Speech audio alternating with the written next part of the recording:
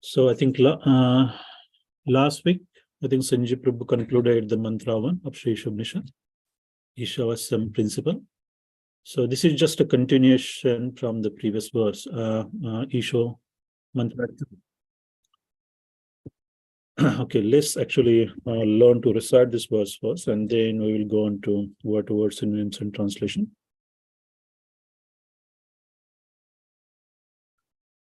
Kurvan eveha karmani jijivishesh chatam samaha evam tvai jnana tethosti na karma lipate nare.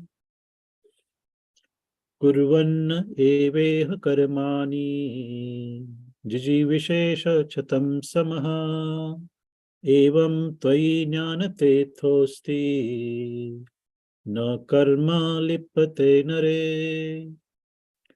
Kurvan eveha karmani jijivishesh chatam samaha evam tvai jnana tethosti na karma lipate nare. So listen carefully. So expect intermediate class devotees to actually memorize this meter and sing the verse. Kurvan eveha karmani jijivishesh chatam samaha evam tvai jnana tethosti na karma lipate nare. Okay, I think we'll start with the devotees now. Who's there? Mayresh, you wanna start?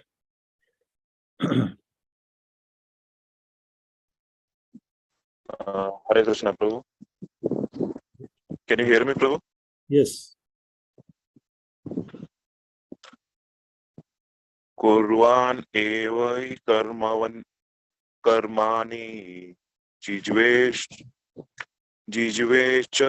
chatam samaha evam tvai nanyate tosti na karma lipyate nare. Yeah. So it's a listen again, Mayresh. It's a Kurvan eveha karmani jiji vishesha chatam samaha. So it's a jiji vishesha chatam samaha. Kurvam tvai jnana tethosti. Jnana tethosti. Evam tvai jnana tethosti. Na karma lipate nare. So actually, if you are actually reading from the book, there is a Devanagari, verses in Devanagari Lipi. I don't have a book with me, Prabhu, so that's why. That's fine. You can actually, English is also easy enough. Can you see that properly on your mobile? I'm reading from the mobile only, Prabhu. Okay, I will just zoom it. So Yes. Yeah. Kurvan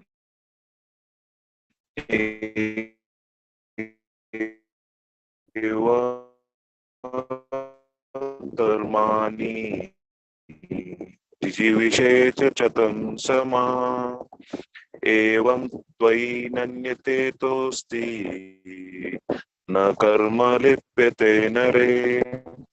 Okay, thank you, Marish. I think there is a bit of a problem with your network as well. I think you're a little bit breaking. Kurvishesh chatam samaha evam tvai nanyate tosti na.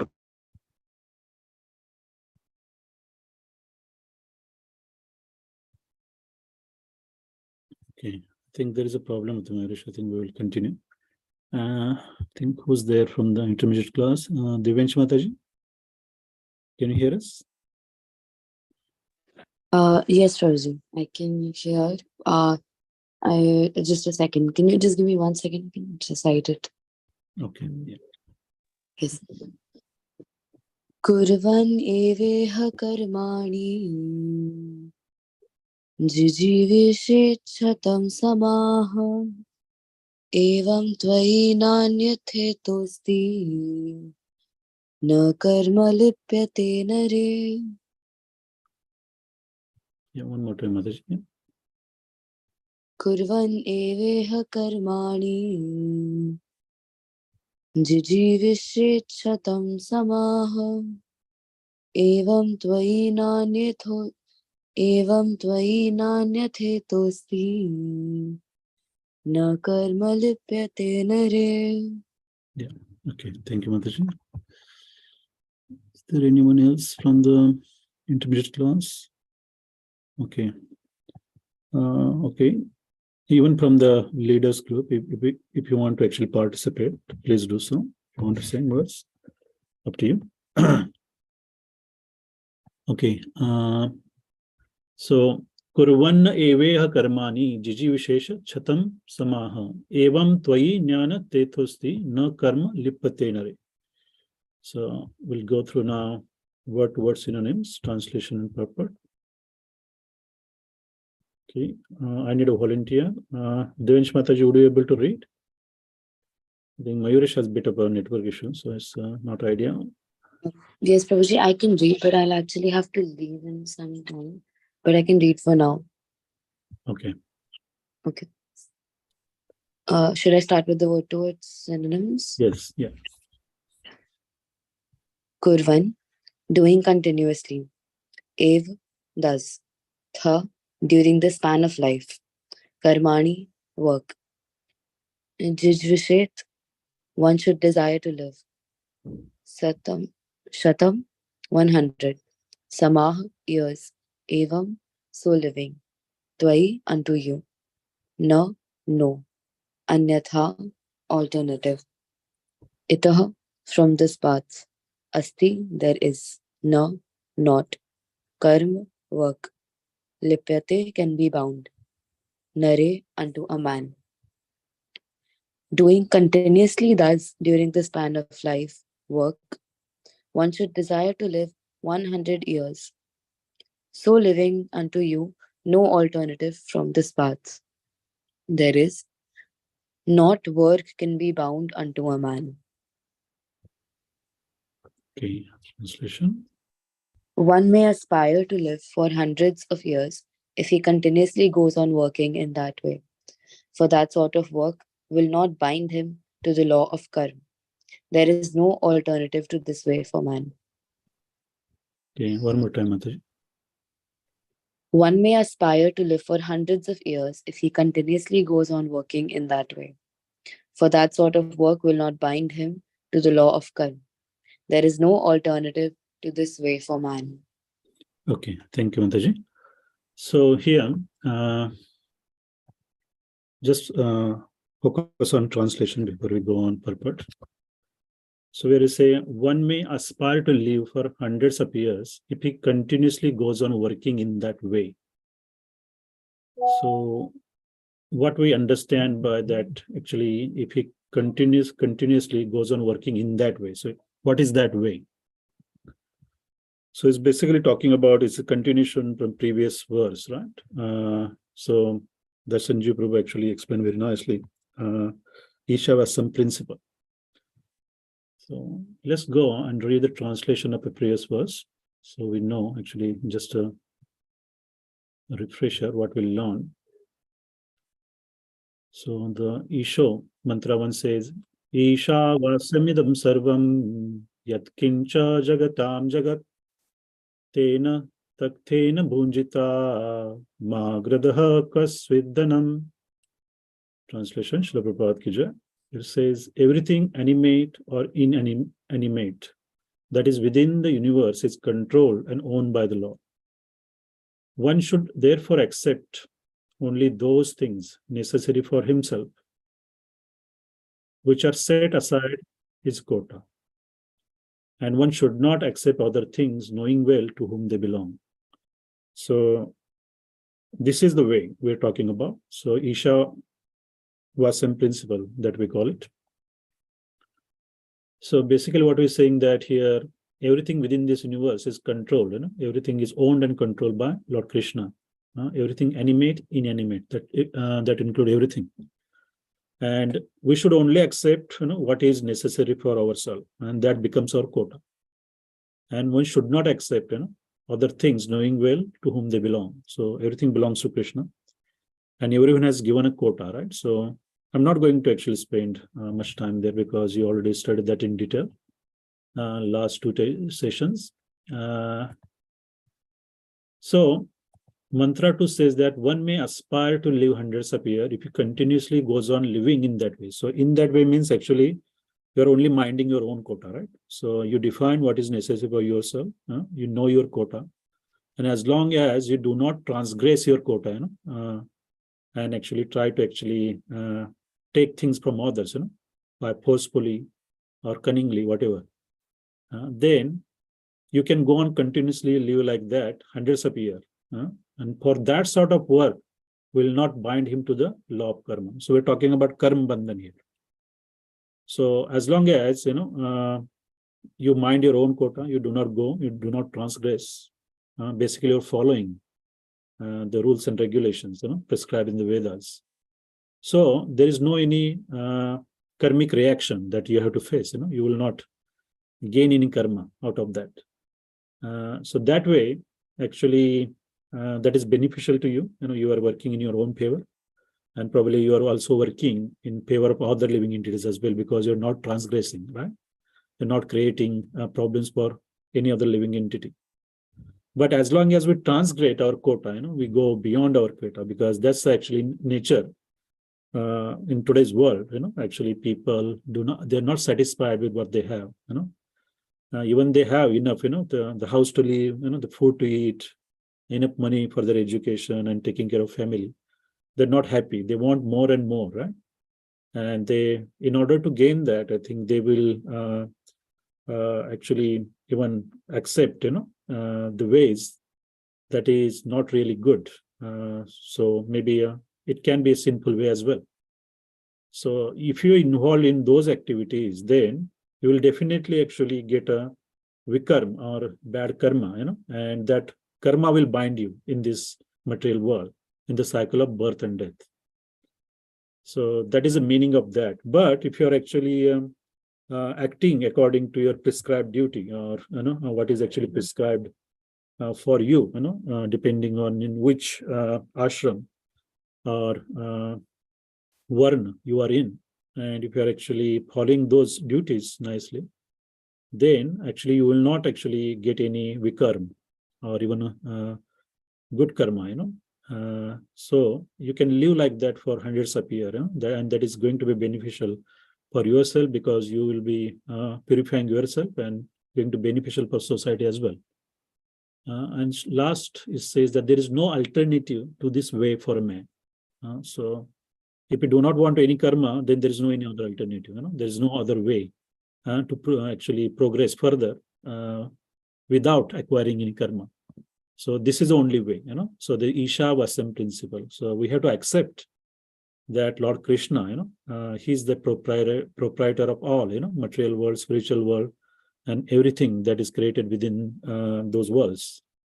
And everything is under control him, so he's controlling everything through his potencies and energies, as we know. So we have to accept his proprietorship, and we also have to actually mind our own quota. And that is actually, this verse is saying that if you actually live according to that quota, then following the Ishavasam principle, then you can actually live hundreds of years, in that way. So you will not get any karma. That is good. That's what Srila Prabhupada says. There is no bad karma. You can actually progress on your path of devotion as well. But most of the people in today's world, especially as a Kali Yuga, people, they're not happy, or they do not have even knowledge of this, actually, these instructions, because they are not very much interested to find out. And they always, transgress their quota and try to find alternative ways to satisfy their senses.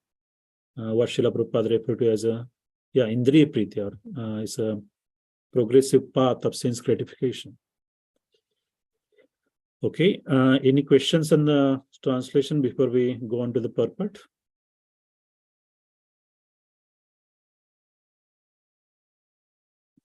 Okay, take that. So no. Okay, let me share screen.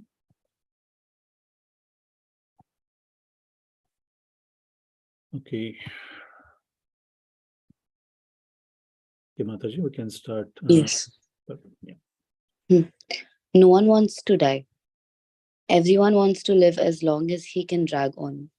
This tendency is visible not only individually, but also collectively in the community, society, and nation. There is a hard struggle for life by all kinds of living entities. And the Vedas say that this is quite natural. The living being is eternal by nature, but due to his bondage in material existence, he has to change his body over and over. This process is called transmigration of the soul or karma bandhan, bondage by one's work. The living entity has to work for his livelihood because that is the law of material nature. And if he does not act according to his prescribed duties, he transgresses the law of nature and binds himself more and more to the cycle of birth and death in the many species of life. Okay, thank you, Other Madhuri. life form. Yeah. Okay, yeah, we'll go paragraph by paragraph because Srila Prabhupada has described many points in each of the paragraphs. So let's look at the first one. So here is saying that no one wants to die, everyone want to live as long as they can. Everyone want to drag on, even they get very, very old and they suffer in the old age. Still, nobody want to die. And Vedas say this is natural because as we know now that we are not this body, we are spirit soul. And that nature come from the spirit soul. And in Bhagavad Gita, Lord Krishna says, Mamai mamso jiva loke jiva bhuta sanatana manha shashtani indriyani prakriti sthani karishati. So the living entities in this conditioned world are my eternal fragmental parts. Due to conditioned life, they are struggling very hard with 6 senses, which include the mind. So similar point here stated in Bhagavad Gita as well, that everyone, because spirit soul is made of 3 elements, eternity, knowledge, and bliss, Satchidanand. So eternity is a part, of the soul. So everyone by nature want to be eternal. That's why nobody wants to die. And Srila Prabhupada said the same tendency is seen collectively in a community, nation, or society. So we see that in this current yuga as well, that everyone even the community, society, or different nations, they are struggling very hard for their own survival, right? There is always a fight. And there is always agenda for all of them. So they're always fighting. And individually, we are struggling for our own survival. Either, even if we have enough, we still want more and more because of our greedy nature. So as it says in Bhagavad Gita, because of these senses, and our attachment to the senses, to satisfy them, we have to work very, very hard. And no matter how hard we work, our desire for instant gratification never diminishes. It's always expanding more and more. So here, Veda says quite natural. And due to bondage in a material existence, he has to change his body over and over again, right? So that is another important point, that once we actually engage in the life where we are only focused on satisfying our senses, satisfying the needs of our family or family members, or even if you're a little bit liberal, and if you're involved in the community activities, or even you're a nationalist, or even you are thinking about the whole humanity, still, that is Srila Prabhupada called that as the extended sense gratification. This is just another form, just takes on the more bigger role. But still, we are focusing on satisfying the senses, either our senses or our dependent senses. So, if you do not act according to our prescribed duties, that is next point, it is mentioned here, that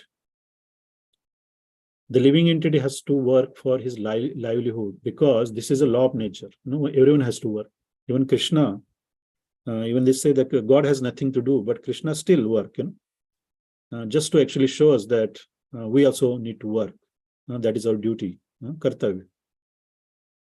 And if one does not act according to his prescribed duties, he transgresses the law of nature and bind himself more and more to the cycle of birth and death in many species. So depending on actually what sort of activities we are doing, if you're not very spiritually focused, we're only interested in materialistic things, then depending on the actually activities we do, what we eat, actually how much we are actually degraded in terms of sense gratification. If you're eating meat, if you actually too attached to meat eating, then probably you will get that sort of body in your next life. So people who are very attached to eating the meat, then they say that you will get a body of animal, something like a tiger, or any other animal who enjoy eating the meat, hunt and eat. So Krishna is basically fulfilling your desire. So that is what is called as karma bandhana. As you sow, so shall you reap, right? So depending on actually the type of activities we conduct. So it is said that actually, if one wants to progress, and get out of this perpetual cycle of birth and death, then one has to act according to his prescribed duties. So what are those prescribed duties? First, we have to realize that what are our prescribed duties, depending on in which ashram we are situated, in which varna we are situated. And in the Vedas, the duties for each ashram and varna is actually is given. And if you work according to those prescribed duties, then I think that sort of work will not bind you to the karma.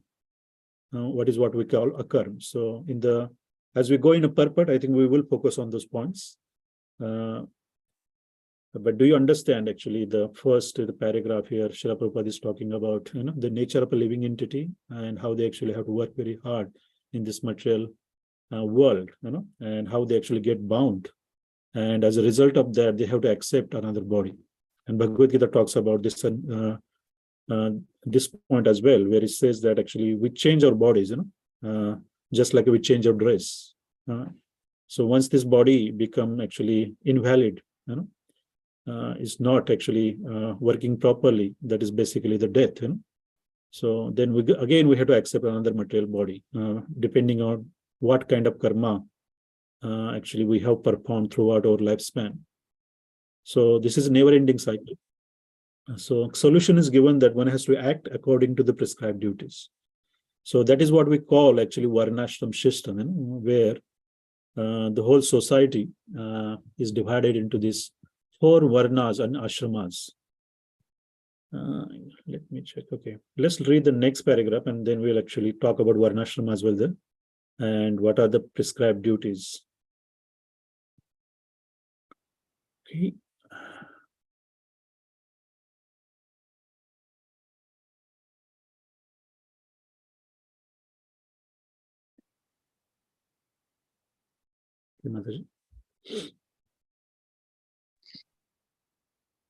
Other life forms are also subject to the cycle of birth and death.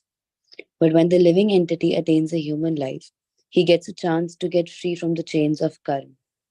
Karma, akarma, and vikarma are very clearly described in the Bhagavad Gita. Actions that are performed in terms of one's prescribed duties, as mentioned in the revealed scriptures, are called karma. Actions that are free from the cycle of birth and death are called akarma. And actions that are performed through the misuse of one's freedom and that direct one to the lower life forms are called vikarma. Of these 3 types of actions, that which frees one from the bondage to karma is preferred by intelligent men. Ordinary men wish to perform good work in order to be recognized and achieve some higher status of life in this world or in heaven. But more advanced men want to be free altogether from the actions and reactions of work. Intelligent men well know that both good and bad work equally bind one to the material miseries. Consequently, they seek that work which will free them from the reactions of both good and bad work.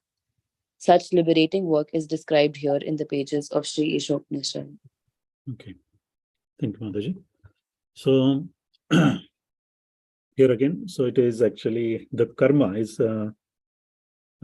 type of karmas are actually described in this paragraph by Srila Prabhupada. where it says that other life forms are also subject to cycle of birth and death. And when living entity attains human life, he gets a chance to get free from the chain of karma, that is karma, akarma, and vikarma. Very nicely described in Bhagavad Gita. So not only actually humans, but all type of actually life forms. Be it plants, animal, beasts, insects, reptiles, they all go through this cycle of birth and death. But when actually they slowly progress and evolve through the evolutionary cycle and come to the human life, then Srila Prabhupada say that he gets a chance to get free from the chains of karma. So human life is actually very important life, right? There's a great significance to that. And one has to understand that because it's a life of responsibility. Krishna gives you a higher intelligence in human body. And that higher intelligence to be used in a correct way and should not be misused. So we always misuse our freedom, as we already discussed this point many times before, that Krishna actually gives us a free will. So very little free will, because we are their part and parcel, eternal part and parcel. So Krishna has full freedom, but we are so minute, so we get a very little, tiny freedom, that what we call is free will, the ability to decide, take decisions. So if we actually misuse that free will, then we get actually entangled more and more in this material world, and we go through this various bodies, birth after birth. You have to take millions and millions of birth, and we keep revolving and keep suffering, as Srila Prabhupada says. But when you come to the human life, then we have the higher intelligence. We can sit, we can listen from actually realized soul. We can meditate, and we try to understand the instruction given in the scriptures, especially Bhagavad Gita, Srimad Bhagavatam. And if we act according to the instruction that is given in these revealed scriptures, then we can free ourselves from this never-ending, perpetual cycle of birth and death. So that's why human life is very, very important. That's why Srila Prabhupada always refer to this point, Atato Brahma Jignasa. One has to inquire, who I am, and what is my relationship with the Supreme. So that is actually what is recommended, for human life in the Vedas. However, many living entities that do not actually understand, or even if they understand, they're not very interested, because they're too much attached to the sense gratification. And this karma bandhan is very, very important, because the karma bandhan, or entanglement due to overly attached to the sense gratification, is become a cause of our degradation to the lower spaces of life, right? Because here Srila Prabhupada described there are three types of karmas: karma, akarma, and vikarma. And he said that these are very clearly described in Bhagavad Gita. So yeah, it has been very actually described or discussed in detail as we read the purpose of Bhagavad Gita there. But you must have actually come across these points. So do you know what is actually what is the difference between karma, akarma, and vikarma? Anyone? I'm not sure actually you have been through these points, but I think you should. Hare Krishna, Prabhu. Yeah. Yes, Prabhu. Karma, akarma, vikarma, that things, right? Yeah. Bhagavad Gita also it is given. Yeah. That vikarma takes you down towards. I think you gave a class on it, or somebody gave a class. So vikarma means it takes you down to the karmic reactions, take you down towards the hellish way of life. Mm-hmm. And sukarma means something that promotes you to the heavenly status of life. And akarma means that that karma does not bind you to any of this. That does not bind you like materially. So yes. Yeah, that's correct, Parthaji. Thank you. Yeah. So karma, the term karma is we used as a word to describe the actions. or normally in this world, karma, when we say karma, normally is referred as a bad karma. But the karma means the actually action or reaction to the action. So the karma, sukarma, is actually the good karma, right? And we get a good results as a result of that. And we have to actually also enjoy that actually good result of a good karma. Srila Prabhupada says that actually if you do a lot of good karmas, then you will get our pious activities, you get a good karma, then you have to actually enjoy the results of the good karma. So here you have been elevated to the heavenly planets. And this is a quite general knowledge, even especially in India. And that's why there are so many people are very much interested in karma kand process. They do a lot of various sacrifices or what has been recommended in the Vedas, to elevate themselves to the heavenly planets. So there is a lot of information in Bhagavad Gita is given on those points and how to elevate. But still, even if you actually attain the heavenly planets, still it is a material world. Still, one has to go through the birth, old age, death, and disease. Has to suffer all those elements. But there is less suffering in the heavenly planets. So vikarma means actually when we misuse our free will. Right? Vikarma, Srila Prabhupada also says in Bhagavad Gita, one who acts against the actually prescription of the Vedas, what is recommended in the Vedas, is basically vikarma, because that takes you away from Krishna. The sinful activities, right, drag you down. So if you are in the human life, if you commit so many sins, meat eating, gambling, intoxication, surely you will actually get a lot of vikarma or bad karma. And on account of that, depending on the karma you've done, then you have to accept the another body in a lower species. So that is actually degradation from your present state. And akarma, which is the most important, and it is very, I think this purport, I think is there's a lot of discussion about the akarma. So in a simple language, akarma means basically pure devotional service, right? So actually work done for the satisfaction of Krishna is akarma, because that sort of work will not give you any reactionary result. You will not get bad karma, you will not get good karma. So that way, you can kneel your account and you actually get liberated from this cycle of birth and death. But this is very hard for people to understand. Even actually you tell them that devotional service, you would not get, but people are always, because in this material world, there's a lot of attachment, as I said, to the sense gratification, the progressive path of sense gratification, what we call pravritti marg. And it's very hard to come out of that, even if you have this knowledge. So Srila Prabhupada has very nicely described here what akarma is, that of these three actions, of these three types of actions, that which frees one from the bondage of karma is preferred by intelligent men. Ordinary men wish to perform good work in order to be recognized or achieve some higher status of life in the world or in heaven. But more advanced men want to free altogether from the actions and reactions of the work. Intelligent men will know that both good and bad work equally bind one to the materialistic miseries. Consequently, they seek that work which will free them from the reaction of both good and bad work. Such liberating work is described here in the pages of Sri Isopanishad. So the intelligent men, advanced men, actually, that's why Srila Prabhupada always says that it takes a little bit of intelligence, to understand these transcendental subject matters and to surrender unto the lotus feet of Lord Krishna. So if you actually focus on akarma, you understand and try to implement in your life, then you will progress on this path of devotion. You can free yourself from this binding, actually what we call a karma bandhan. So the devotee should always focus on akarma. So akarma is just a devotional service, right? And especially pure devotional service, and that will not give you any kind of actually reactionary results or karma.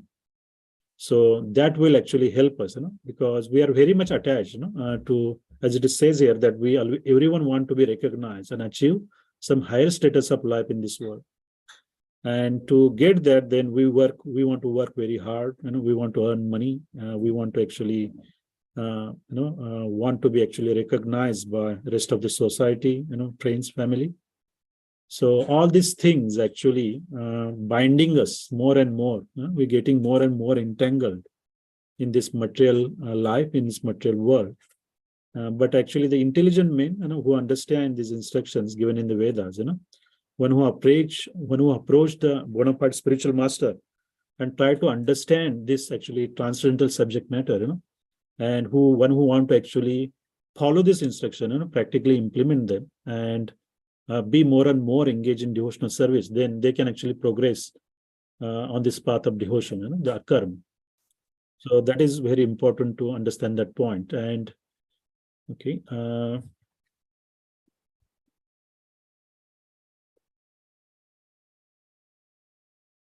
Any questions on this point, what we discussed, before we move on to the next paragraph?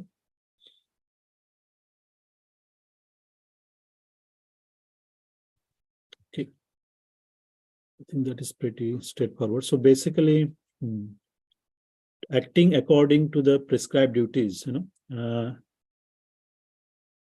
that is actually akarma, and acting against the prescribed duties, that will actually lead to the vikarma.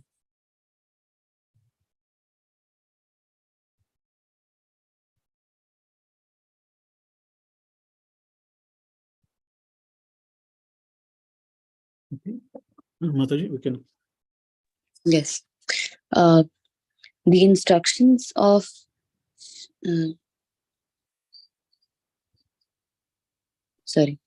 instructions of Sri Isopanishad are more elaborately explained in the Bhagavad Gita, sometimes called the Gitopanishad, the cream of all the Upanishads. In the Bhagavad Gita, chapter 3, verse 9 to 16, the personality of Godhead says that one cannot attain the state of Nishkarma or Akarma without executing the prescribed duties mentioned in the Vedic literature. This literature can regulate the working energy of a human being in such a way that he can gradually realize the authority of the Supreme Being. When he realizes the authority of the personality of Godhead, Vasudev or Krishna, it is to be understood that he has attained the stage of positive knowledge. In this purified stage, the modes of nature, namely goodness, passion, and ignorance, cannot act, and he is able to work on the basis of Nishkarma. Such work does not bind one to the cycle of birth and death. Okay. So here, Srila Prabhupada is saying that the instruction of Sri Isopanishad, they're more elaborately explained in Bhagavad Gita. So, especially chapter 3, from the verse 9 to 16, Srila Prabhupada said that the personality of Godhead says that one cannot attain the state of Nishkarma or Akarma without executing the prescribed duties mentioned in the Vedic literature. So, Bhagavad Gita or Gitopanishad, so Bhagavad Gita is also called Gitopanishad as the cream of all Upanishads. So, you should know this point as well. So, the Naishkarma or Akarma, so Naishkarma is also called Akarma. Akarma is also called Naishkarma. And here there is a lot of talk about executing the prescribed duties as mentioned in the Vedic literature. So, how much you know about prescribed duties?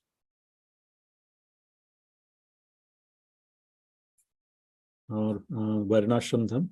I think should we quickly touch that point probably because I think it's a very important point to understand what are the prescribed duties and how they have been actually is part of Varnashram Dharma. So, okay, let me quickly explain that point.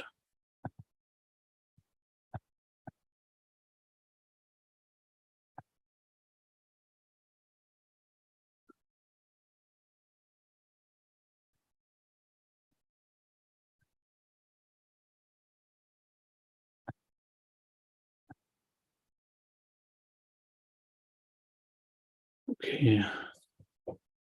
So the Varnashram Dharma, the actual purpose, as I said, in Bhagavad Gita, Krishna says in chapter 4, verse 13, Chatur Varnyam Maya Shrishtam Guna Karma Vibhagashaha tasya kartaram api mama vidhi akartaram avyayam. So, according to the three modes of material nature and the work ascribed to them, 4 divisions of human society were created by me. And although I am the creator of the system, you should know that I am yet the non-doer, being unchangeable. So Krishna says that he has actually, depending on the 3 modes of material nature and work, ascribed to them. So there are 3 modes, the mode of goodness, mode of passion, and mode of ignorance. It is said that he, Krishna, the creator of 4 divisions of social order, beginning with the intelligent class, main, technically called Brahmanas, due to their being situated in mode of goodness, and the next is Kshatriya, or administrative class, and they are actually situated in a mode of passion. And the next one is a mercantile class, or what we call Vaishyas, they are in the 2 modes, is a mixed modes of passion and ignorance. And Shudras, or labor class, they are in the ignorant, they are more ignorant, so mode of ignorance. So these are the varnas, right? So Brahman, Kshatriya, Vaishya, Shudra. So these are the 4 varnas of a varnashram dharma. So it's created by Krishna himself, it says in Bhagavad Gita. And 4 ashrams, that is brahmachari, then grahasth, and vanaprasth, and sannyas, right? So depending on actually where you're situated, either you are in a grahasth, or brahmachari, or vanaprasth, or sannyas, or depending on varnas, you are Kshatriya, Brahman, or Vaishya, or Shudra. There are actually prescribed duties mentioned in the Vedas. So most of us actually, I think we are more of a grahasth, even some of you are still student, but eventually, you will be in a grahasth ashram.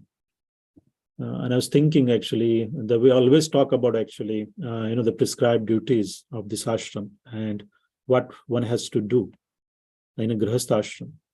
So there is actually summary from Srimad Bhagavatam. I quickly read, so you know what is actually prescribed.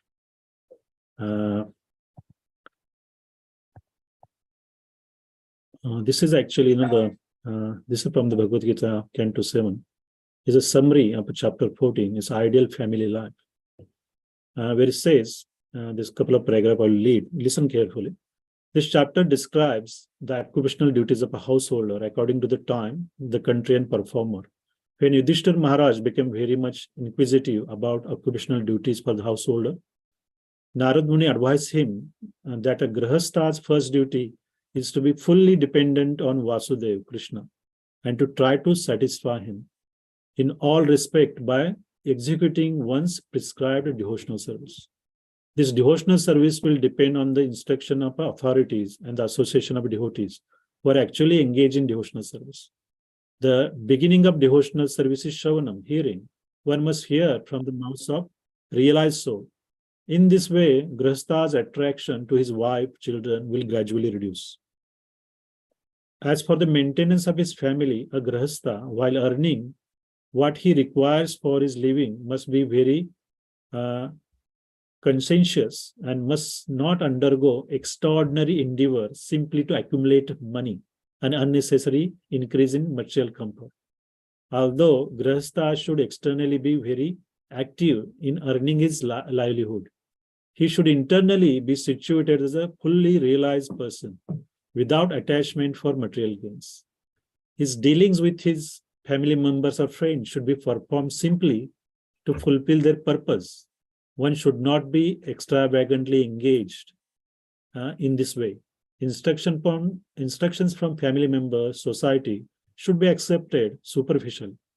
But in the essence, the Grahastha should be engaged in occupational duties advised by spiritual master and Shastra.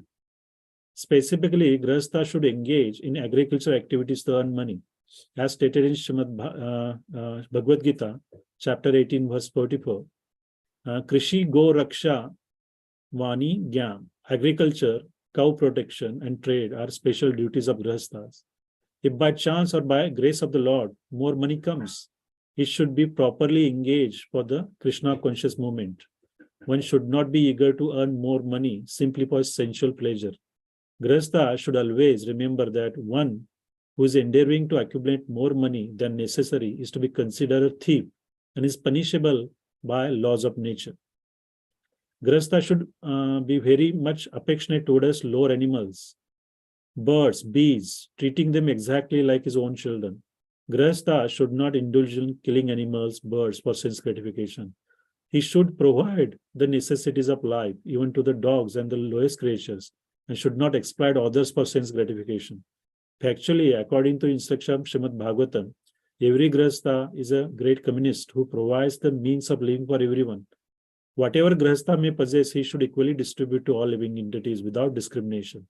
The best process is to distribute prasad. A Grihastha should not be very much attached to his wife. He should not engage even his wife in serving a guest with all attention.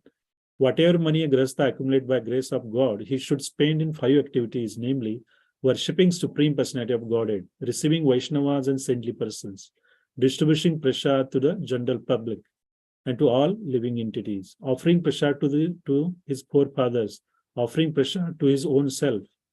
Grihastha should always be ready to worship everyone as mentioned above. Grihastha should not eat anything not offered to Supreme Personality of Godhead. As it is said in Bhagavad Gita, chapter 3, verse 13, the devotees of the Lord are released from all kind of sin because they eat food that is offered first for sacrifice. The Grihastha should also visit the holy places of pilgrimage mentioned in the Puranas. In this way, he should fully engage in worshipping the Supreme Personality of Godhead for the benefit of his family, his society, his country, and humanity at large. So this is actually the just a summary. That's very detailed described. But the central point, even you are Grihastha, you are allowed to actually go work, earn your livelihood, make money for the maintenance of your family. But you have to also support. All the money that you get, you should engage in service of Krishna, basically, and serving Vaishnavas. Doing prasad distribution. And we should not actually, as we also discussed this point in Nectar of Instruction, that actually Atyahar, all those points. We should not have to actually over endeavor or work very hard just to earn money for a sensual pleasure, to enjoy. That is not recommended. So we should always completely dependent on Krishna and follow these instructions. And actually we have to engage our family as well in that way. So that is actually the, in a summary, what are the prescribed duties for Grihastha. And he should not actually, he should actually protect all other living entities, and actually try to actually cater their needs as well, wherever possible. So that is actually Grihastha. So that's why actually I just wanted to read this to you so you understand, because we are talking a lot about prescribed duties in this actually purport by Srila Prabhupada, and what it means by actually following the prescribed duties. Any questions on this point, actually, before we actually go back to that purport on prescribed duties? Okay. So, okay. Probably, I think it's a 4:51.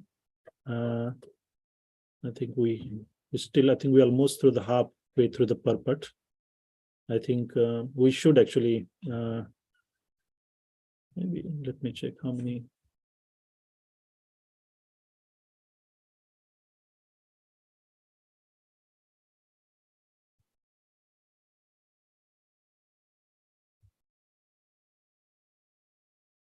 Okay, so I think what we do, I think we should stop here and continue the rest of the purport in a next session, because we're not going to finish this verse here.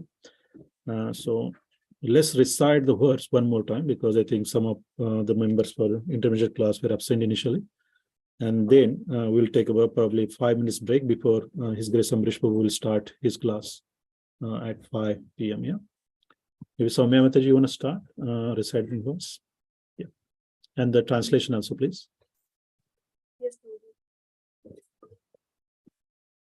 पूर्वन् एवेह कर्माणि जिजीविषेच्च तं समा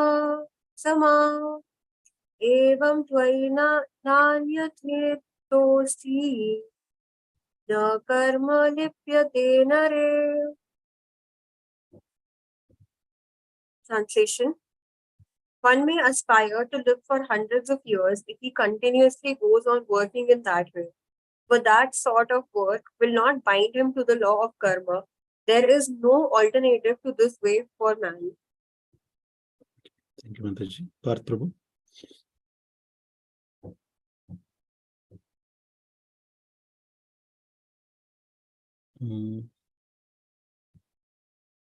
Hare Krishna, Parth Prabhu. Can you hear us? Hare Krishna. Hare Krishna, yes, Prabhu. Yeah. You're not sharing the screen, Prabhu? Not sharing the screen? Oh, sorry. No. Okay, let me do that. Okay. Yeah, okay. Kurvaneveha karmani जीवी विशक चतम समाह एवं sorry. It's a jiji vishesha chatam samaha. Jiji vishesha chatam samaha. Okay. Jiji vishesha chatam samaha evam tvai nanyathe tosti na karma lipyate nare. Yeah. It's a kurvan eveha karmani jiji vishesha chatam samaha evam tvai jnanate thosti na karma lipyate nare. You want to give it one more go? Yes. So it is Jiji Vishe Chatam Samaha. Chatam, yeah. Chatam, okay. Chatam. Jiji Vishesh Chatam Sama. It's actually Shatam. If you look into the word to word synonyms, Shatam means 100. But actually, Jiji Vishesh, yeah. If you look into the book, it is in a Devanagari, a script. Devanagari, yes. I think it will be easier to recite this verse if you look into that, because we can read Devanagari, right? Yeah. Yes, Prabhu. Yeah. Okay, I'll try once more. Yeah. Kurvan eveha karmani jiji vishet shatam samaha evam tvai nanyathe tosti na karma lipyate nare. Translation. One may aspire to live for hundreds of years if he continuously goes on working in that way. For that sort of work will not bind him to the law of karma. There is no alternative to this way for man. Okay. Who else is there? Devansh Mataji.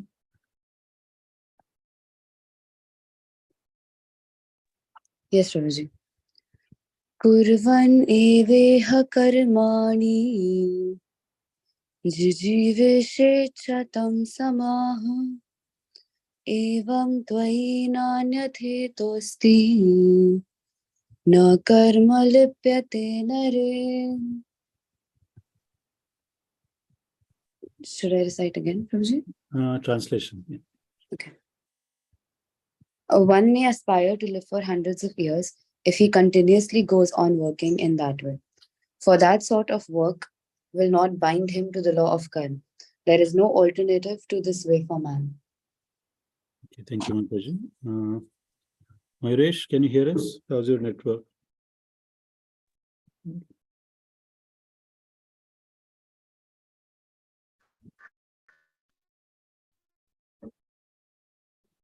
Hare Krishna. Hare Krishna. Hare Krishna.